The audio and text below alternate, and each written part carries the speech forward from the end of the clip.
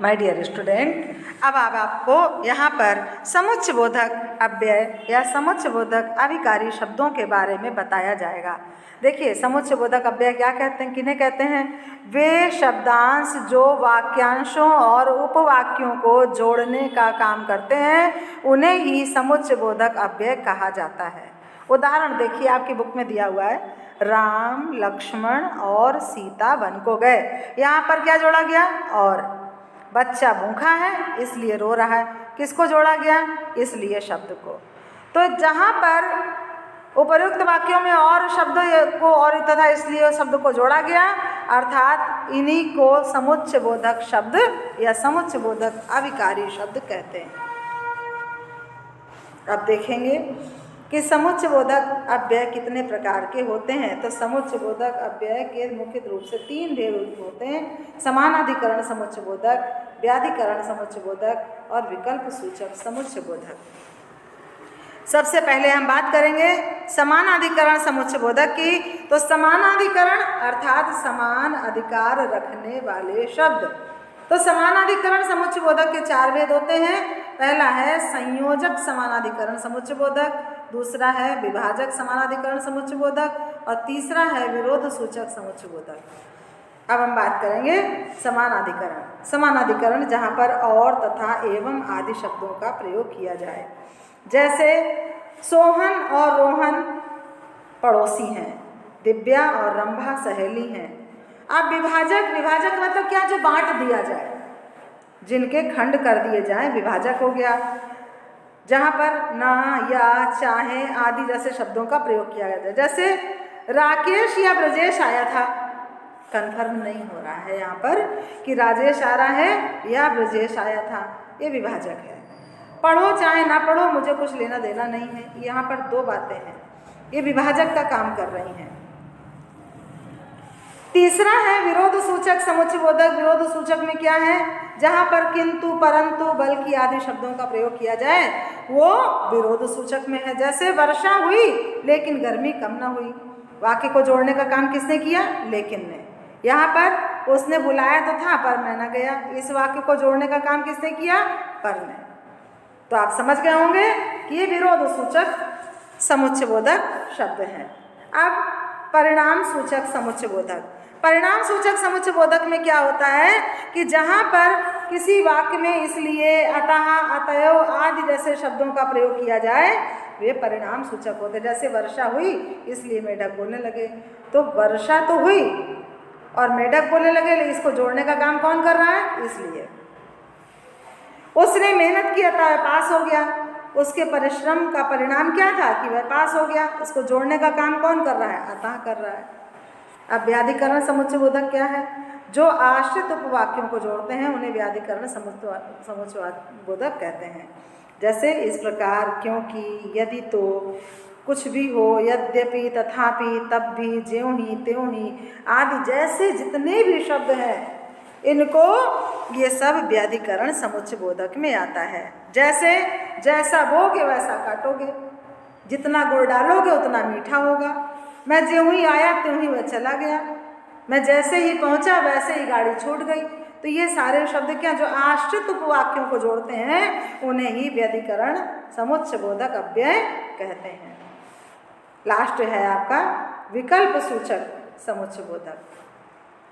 अब विकल्प का तो आपको मतलब समझ में आता ही होगा। विकल्प क्या है? जब किसी चीज का कोई दूसरा उपाय निकल आए, जो विकल्प प्रकट करते हुए भी शब्दों वाक्यांशों को जोड़ते हैं, उन्हें विकल्प सूचक अव्यय कहते हैं। जैसे अथवा, पर, अन्यथा आदि। आपने देखा होगा प्रश्न पत्रों में भी एक ही प्रकार के 2 प्रश्नों के बीच में अथवा लिखा होता है। उसका मतलब क्या होता है? या तो आप इसको करें या उसको करें, या आपके सामने विकल्प है, तो विकल्प सूचक शब्द है।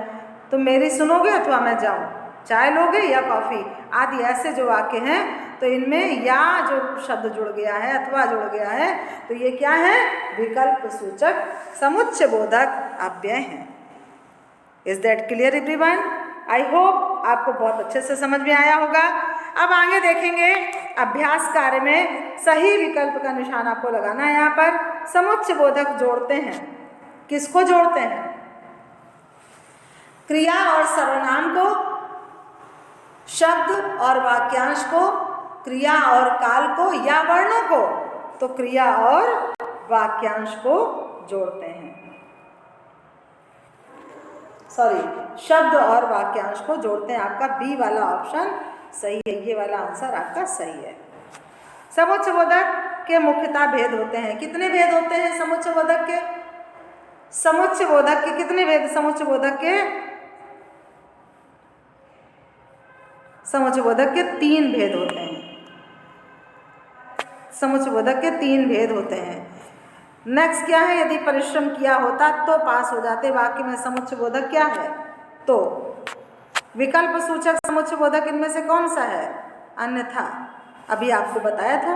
अन्यथा, अथवा, तथा, एवं आदि शब्द जो हैं ये सब किसमें? विकल्प सूचक में जाते हैं। अब आपको वाक्य बनाने हैं,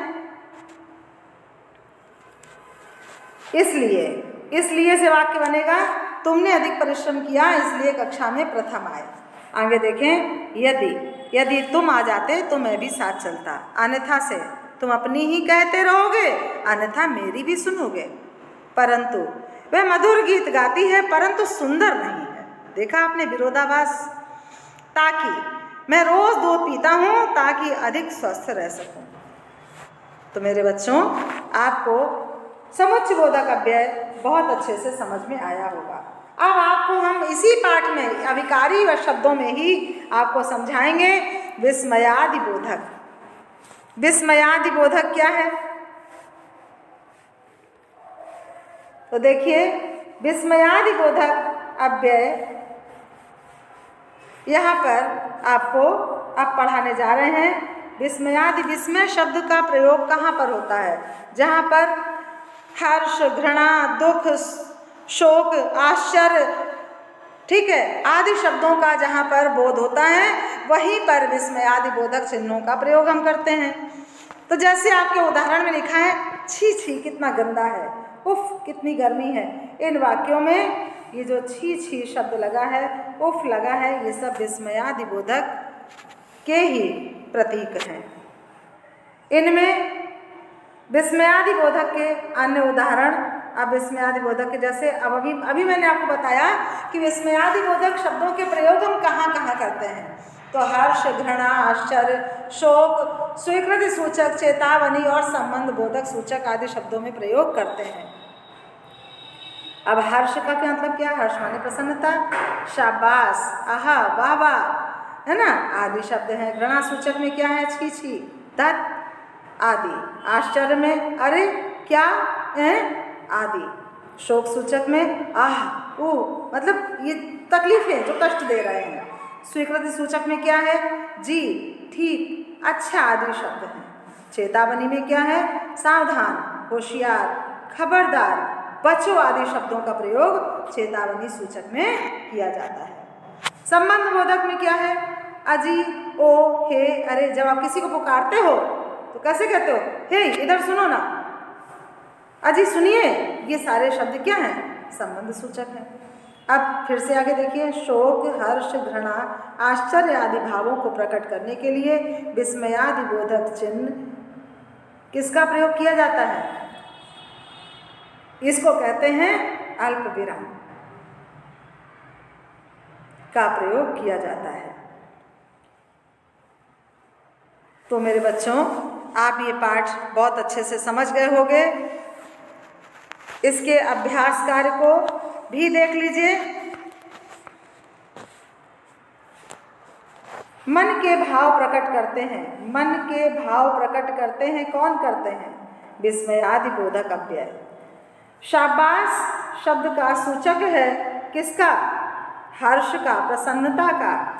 चेतावनी का सूचक है बचो, न तो लो है, न क्या है, न ठीक है, बचो। विस्मयादिबोधक का चिन्ह क्या है? एक्सक्लेमेशन साइन आपका विस्मयादिबोधक चिन्ह है। अब इन वाक्यों को पूरा करने के लिए विस्मयादिबोधक शब्दों से पूरा करना है। मैं मर गया, हाय मैं मर गया। कितना स्वादिष्ट भोजन बना है, वाह कितना स्वादिष्ट भोजन बना है। यह क्या हो गया? अरे यह क्या हो गया? तुम्हारे पीछे बैल आ रहा है, बचो तुम्हारे पीछे बैल आ रहा है। कितना भयानक दृश्य है, हे भगवान, कितना भयानक दृश्य है। अब वाक्य बनाने हैं। खबरदार, सामने से रेलगाड़ी आ रही है। धत, यह रंग मुझे पसंद नहीं। हाहा, आज के खेल में बहुत मजा आया। अजी, देखो, आज मैंने कुछ सुना है। जी, आपका क्या काम था? आदि ऐसे बहुत सारे वाक्य हैं जिनका अभ्यास स्वतः भी कर पाएंगे और अपने आप करने का प्रयास कीजिए। इस प्रकार आज आपका यहाँ पर अविकारी शब्द अव्यय में समुच्चय बोधक, संबंध बोधक, क्रिया विशेषण और विस्मयादि बोधक चारों पाठ आपने पढ़ लिए और पूरे कर लिए। Okay class, thank you everyone.